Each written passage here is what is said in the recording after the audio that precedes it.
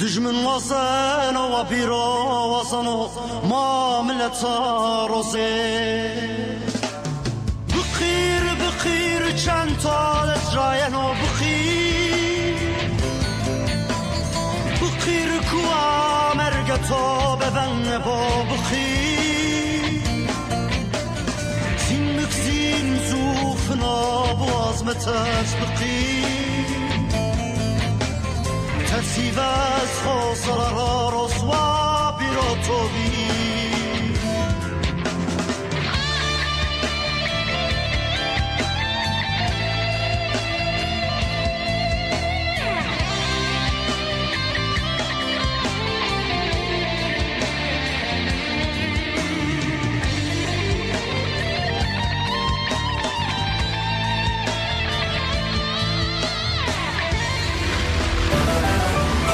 Era radyoyu tenkigeler.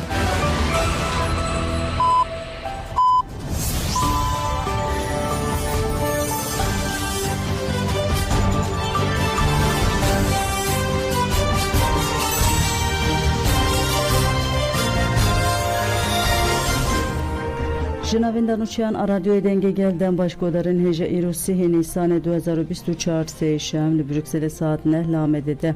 Hemen uçen serisi ve peşkeş bikenden de mazadiya Riberapoya.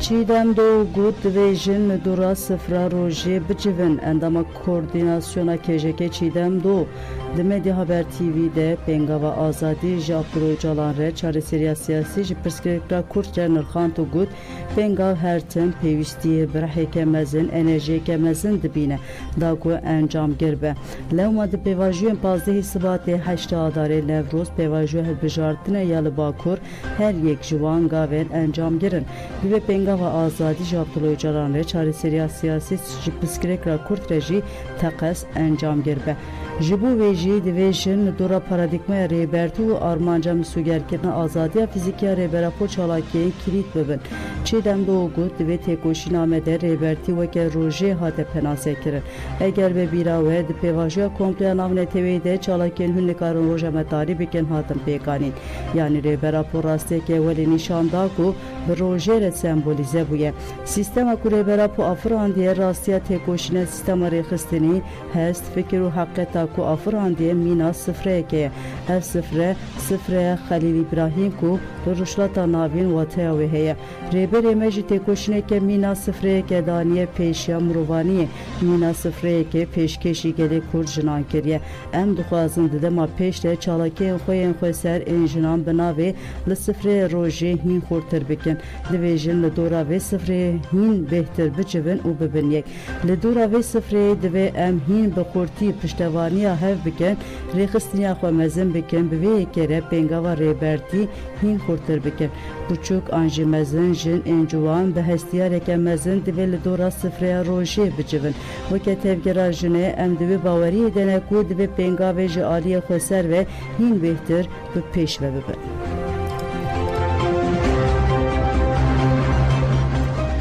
Rozer'in Öcalan zindanan carayeke kudi ve astede çalakya boykoteya radikal tekirin. Endama komiteya zindanan APKK u paşke Rozer'in Öcalan tekildari çalakya zindanan janefere akhve gud hevalenme yenli girtige ancarayeke kudi ve astede be duruşma jana dına ve şertu merci reberti de jixwere dikin esas pevajoyeke radikal dane despekirin. Rozer'in Öcalan dazani ku faşizm AKP MHP be dijwari erişi eniya zindanan dike. Lehevalên me qonağa duyemin ya berxwedanê dane dest pêkirin û bersiva mezin ya şoreşgerî dane faşîzmê. Rêbertiya me jî di mercên giran de bi îrade û biryadariyeke dîrokî li dijî hêzên hegemon û li dijî faşîzma Tirk îmralî kiriye navên da berxwedana fiîlî û îdeolojîk. Ji bo wê jî geleke girîng e ku hevalên me yên li zindanan bi kurbûneke Kurt a li ser pêvajoya pêngavê her kêliya xwe her roja xwe bi biryardariya li ser xeta rastiya rêbertî derbas bikin. Qonağa düyemin jili peşberi rastya rêbertî weke helwesteke rexnedayîna hevretiyê ye. Dirava Mercan zindanê de ku her cure zext û işkence lê heye daxwaza jiyana bi rêbertî re ya bi 24 saatan sekreke geleke bi rûmet û bi watê ye. Di vê sekna bi rûmet de rihê şoreşgeriyê hevriyên Mazlûm Doğan Hayrî Durmuş Kemalpîr û Sakine Can Sistê de dîtin. Rozerên Öcalan çalakya nöbeta adalet de ya dayîkên girtiyan ji silavgirê got divê li dora çalakya dayîkan civakbûn û hestên piştevaniyê bên afirandin. Eger vîna berxwedana li Wanê were bîra civakê wê were dîtîn ku berxwedan her dem serkeftinê tîne. Berxwedana li Wanê li Tirkiye û Kurdistanê atmosfereke psikolojik û derûnî ya pêvajiyeke demokratîk afrandiye. Em bank merkezî dikin ku bi vî rihê li dora pêngavê bicivin û xwedî li berxwedana rêbertî û hevalên me yên li zindanan derbikevin.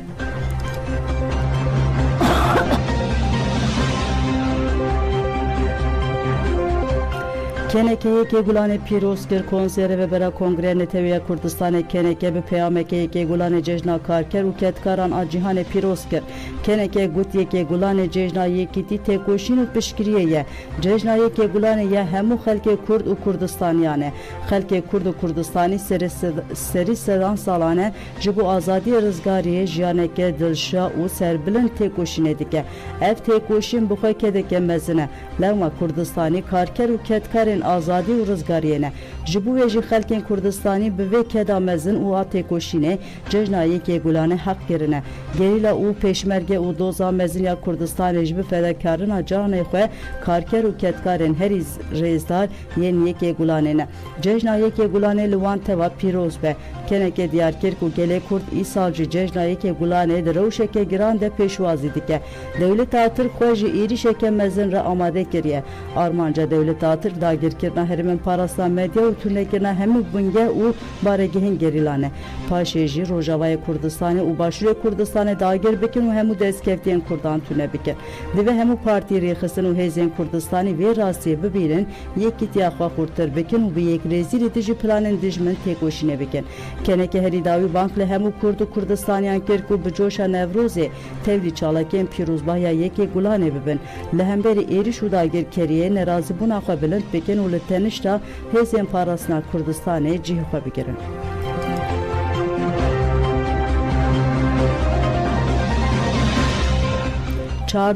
Çardeh baroyan bertek nişanî daxwaza beraatê ya bersûcên doza Tahir Elçidan. Çardeh baroyan li dijî daxwaza dozgeriyê ya ji bo beraatkirina bersûcên doza qetilkirina Tahir Elçî daxuyaneke hevpardan.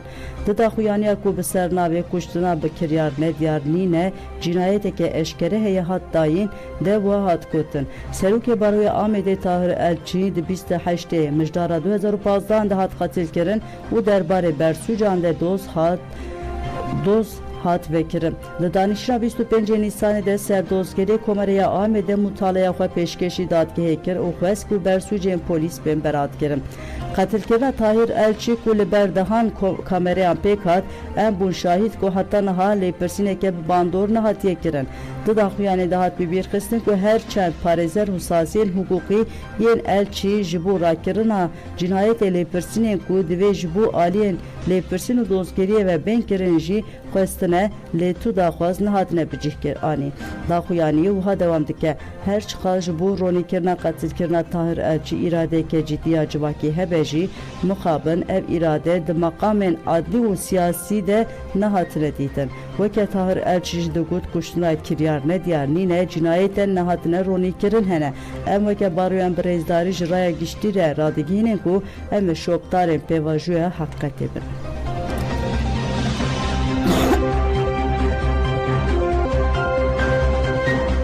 Emine Şen Yaşar ev zilim ne zilmeke asayiye nöbete adalete ya Emine Şen Yaşar ku 6 sal berê li navçeya Pirsûsa Rihayê hevjin û du kurên wê jalî AKP'yan ve hate qetilkirin di roja 8 de li ber Wezareta Adaletê dewam dike. Parlamenterê berê yê CHP'ye Konya'yı Atilla Kar serdana Emine Şen Yaşar kir. Emine Şen Yaşar li ber Wezareta Axivî wiha got. Em li ber Wezareta Adaletê dirûnin deriyan li ser me girtin. hayawan jî ji me nîne li em li virin. Êdî bese bila kurê min berdin em jî herin mala xwe. Ev zilim ne zilmekî asayî ye. Malbatêk tune kirin, nabe mirov li nava nexweşxaneyê bên qetil kirin qeyîd werin weşartin. Yên ku malbata min kuştin li derve, kurê min di hûjreyê girtîgehê de digirin. Kurê min Kurê Emine Şen Yaşar, Ferit Şen Yaşar piştî nöbetê derbasî meclisê bûn.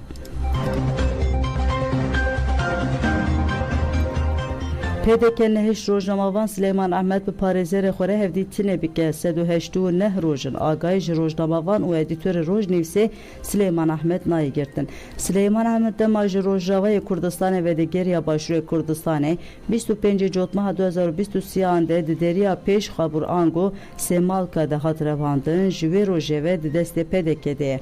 Parêzerê Sileyman Ahmed Revînk Yasîn diyar kir ku lijneya Komîsyona Mafev Mirovan ji wan re gotiye rojnama Van Sileyman Ahmed li girtîgeha Duhokê de tê girtin û got me mîsogerkiriye ku wek parêzer biçin asayişa Duhokê vê destûrnameya ku dikaribin müvekkilê xwe re hevdîtinê bikin bidin wan. Parêzer Revînk Yasîn got ez duh sibehê saet di nehû nîvan de çûme asayişa Duhokê û heta saet 14 li benda destûrnameya asayişê mam. Min serî li gelek kesan û cîhan jî da lê encam derneket ortê. Min dîsa jî Komîsyona Mafê Mirovan ya Duhokê agahdar kir ku asayişa Duhokê destûr neda min. Komîsyona Mafê Mirovan soz da ku ew ê îro destûrê bidin û em müvekkilê xwe bibînin. Eger Komîsyona Mafê Mirovan îro jî destûrê nede em ê civîneke çepemeniyê bidin û rastiya Komîsyona Mafê Mirovan jî ya asayişa PDK jî ji raya giştiya Kurdistanê û nav neteweyî re vedibêjin. Em ê eşkere bikin ku PDK Komîsyona Mafê Mirovan jî ciddî nagire.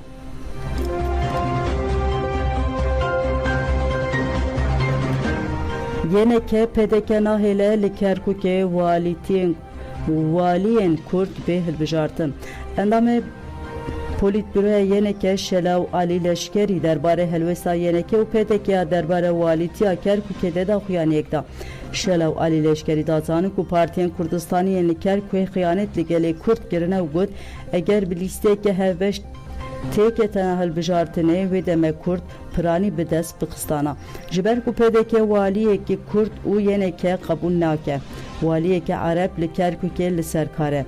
Xelkê Kerkûkê ji vê rojê ve zirarê dibîne. Şelaw Alî Leşkerî herî wiha got Yeneke êdî şert û mercên PDK qebûl nake. Di hilbijartinên Encûmena Parêzgeha Kerkûkê de Kurdan bi gîşte 7 kursî bi dest xistine. Lê ji ber ku PDK û Yeneke li ser namzetê Kurd ji bo parêzgeriyê li hev nekirin heta na tike ji bo parêzgeriya Kerkûkê nehatiye destnîşan kirin.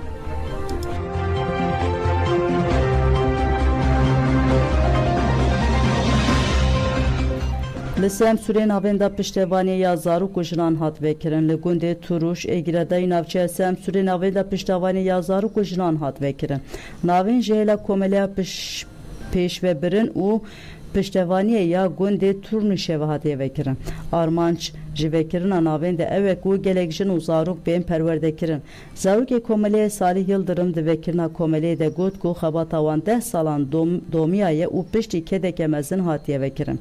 Salih anî ziman ku dê zarok bikarin li vir dersên xwe bixebitin, pirtûkan bixwînin û xwe ji bo ezmûnan amade bikin.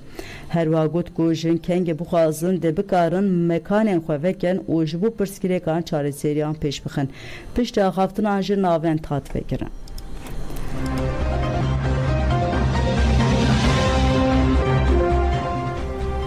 Hesabeke şaredariya agiriye ya banka ileri hate bloke kirin. Dilbijartinên rêveberiyên herêmî yên Sûyekê adarê Partiya Wekevû Demokrasî ya gelen Dem Partiye bi ferqeke mezin şaredariya agiriye bi dest xist. Hesabeke bankaya şaredariye hate bloke kirin. Şaredariyê têkildarê mijarê li pêşiya şaredariyê daxuyaniyek da.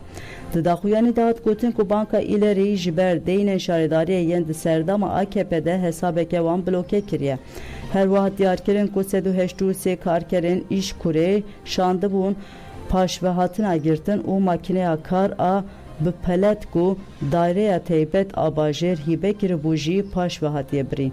Hev şaredar Hazal Aras ku tevî daxuyaniyê bû da zanin ku têkildarî şaredariyê bi gelek pirsgirêkan re rûbirû dimînin. Hazal Aras wa doman 183 karkerên ku îş kurê şandibûn û li yekîniyên cuda yên şaredariyê dihatin qebtandin paş vekişandine. Daîreyê Taybet a Bajêr jî baweke hemwext makîneya kar a bi pilat ku bi hîbeya şaredariyê kiribû paş vebir. Di halê hazir de navenda berhevkirina gilêşe gefê li tenduristiya gel dixwe. Bi vê sepanê ne şaredarî legel tê cezakirin. Di heman demê de îdareya Taybet a Bajêr baweke hemwext aleva vekirina kanalan jî bir. Ya herî girîng jî ew e ku hesaba me ya Banka İlerî ya 7 milyon TL tê de hebûn û her meh baweke rêkûpêk dihatin şandin hate blokekirin. Tevî hemû astengiyan jî em ê xizmetê jî gelê xwe re bikin û di vê mijarê de tu birskirêk dernekevin. Hewce bike em ê seferberiyê ragihînin û kampanyayan bidin destpêkirin. Em ê pirskirêkan bi ger re parve bikin û çareseriyê bi hev re pêş bixin.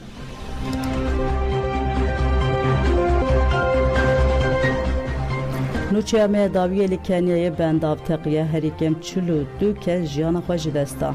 Li paytexta Kenyayê Nairobiyê bendav teqiye.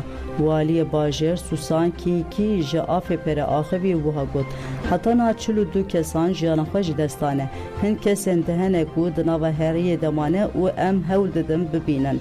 Bendav bi 100 kilometreyê li Bakur Rojavayê Nairobiyê ye li nêzî bajarokê Man Mahwî yê li geliyê Riftî ye. Li gurî rayedaran ji ber teqîna bendavê mal û rê dibine avê de mane. Di roja înê de hikûmeta Kenyayê bank li gel kiribû ku li hemberî barana zêde amade bin. Ji meha Ader û Vir ve Dilehiyê de 76 kesan jiyana xwe ji destan. Li navçeya Nakurî ya li Mal Mahwî di sala 2018